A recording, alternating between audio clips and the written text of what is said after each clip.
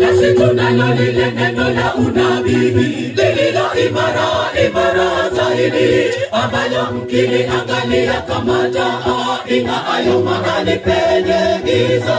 Mfanye vyema mpaka kutakapopambazuka.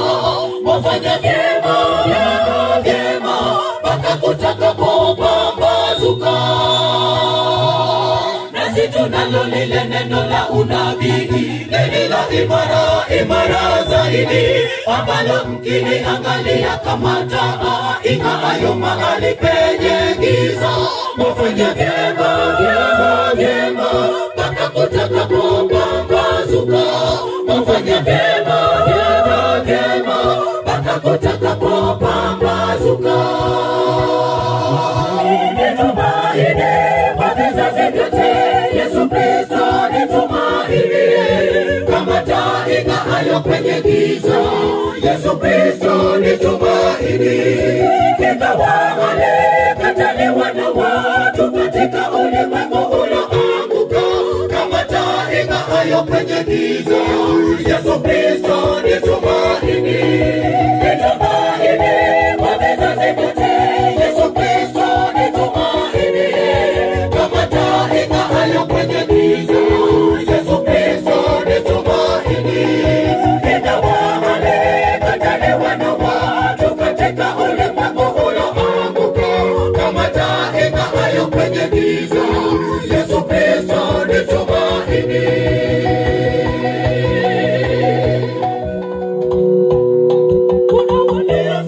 Pamoja na Yesu katika njia ile ya Emau, wakihuzunika kwa kifo cha Mwokozi aliyekuwa tumaini la Israeli. Yesu kawaambia, mbona mwahuzunika? Kwa nini hamkusoma ya kwamba imempasa mwana wa Mungu yatimie yote yaliyoandikwa kwenye Torati na manabii? Ahadi hii walitamani kuiona wazee wa zamani, wasiiona. Ikatiwa muhuri, ikafungwa mpaka wakati wa Bwana utimie. Nasi tu mashahidi wa agano, nasi tu mashahidi wa agano jipya lililowekwa imara kwetu. Mashahidi wa pendo, mashahidi wa haki, mashahidi wa msalaba.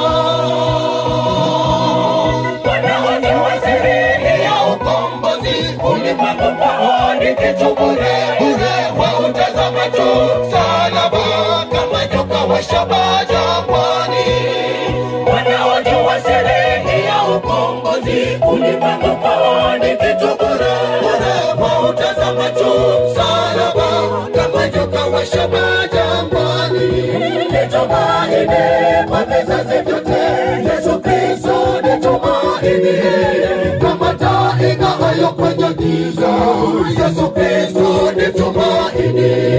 Ingawa walikataliwa na watu katika ulimwengu ulioanguka, kama taa ing'aayo kwenye giza, Yesu Kristo ni tumaini.